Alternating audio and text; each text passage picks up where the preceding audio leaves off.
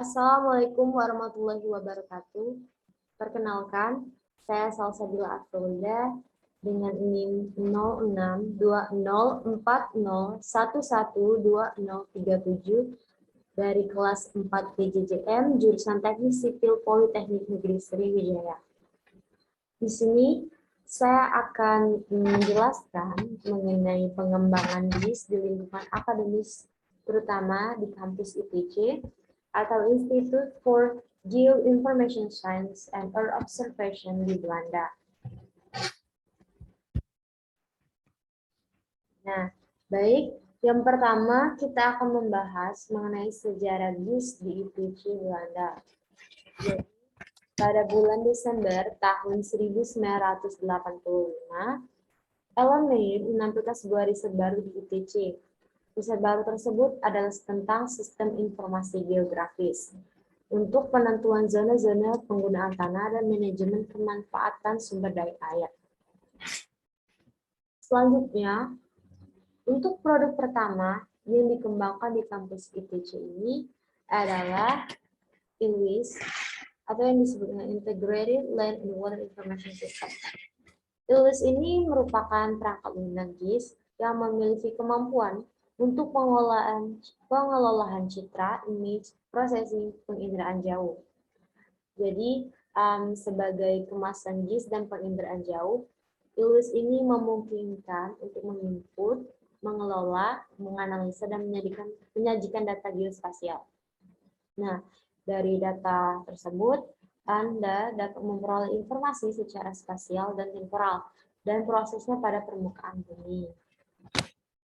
Kemudian, apa sih tujuan dari penelitian GIS di kampus ITC ini?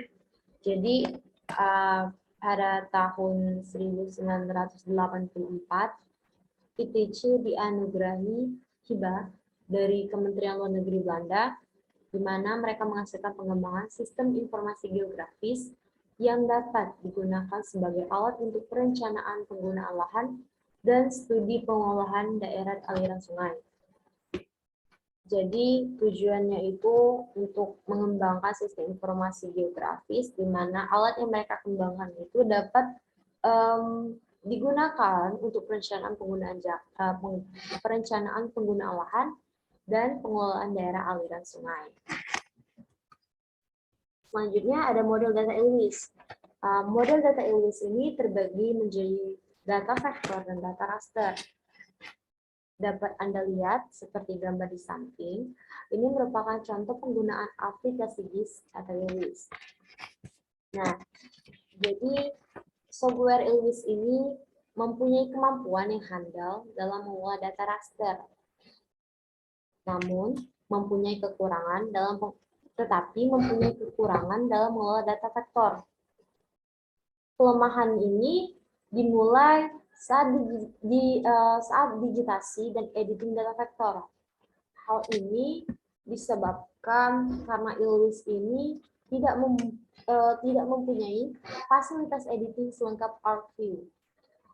Namun demikian, bukan berarti ILWIS ini sama sekali tidak bisa dimanfaatkan untuk menganalisis data vektor. Untuk geoprocessing, itu dilakukan dengan cara mengkonversi data vektor ke data raster terlebih dahulu. Selanjutnya, dapat Anda lakukan analisis modeling seperti pembuatan peta digital elevation model, peta lereng, overlay peta-peta untuk membuat unit peta, melakukan scoring, interpolasi kontur, dan lain sebagainya.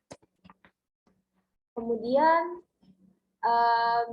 komponen dasar ILWIS.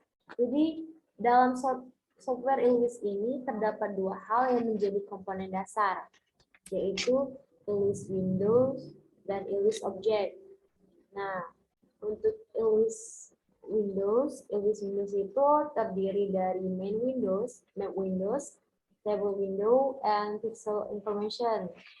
Sedangkan ILWIS Object itu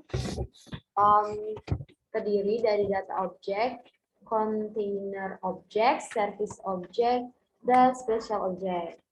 Nah, software yang digunakan di kampus ITC ini Awal mulanya ILWIS itu dimulai tahun 1988 dengan dibuatnya ILWIS versi 1.0.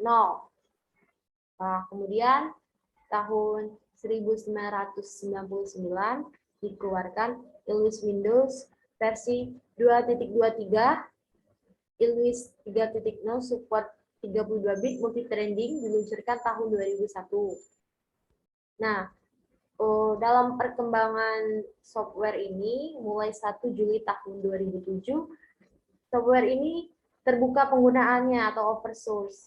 Jadi sejak tahun 1989, software ini telah digunakan lebih dari 100 kota di banyak negara. Dan sekarang, dan secara ekstensif, digunakan dalam kursus baik di dalam maupun di luar ITC. Dan digunakan untuk riset maupun proyek penelitian. Baik, itu saja yang dapat saya sampaikan. Demikian, apabila terdapat kesalahan saya mohon maaf. Saya akhiri. Wassalamualaikum warahmatullahi wabarakatuh.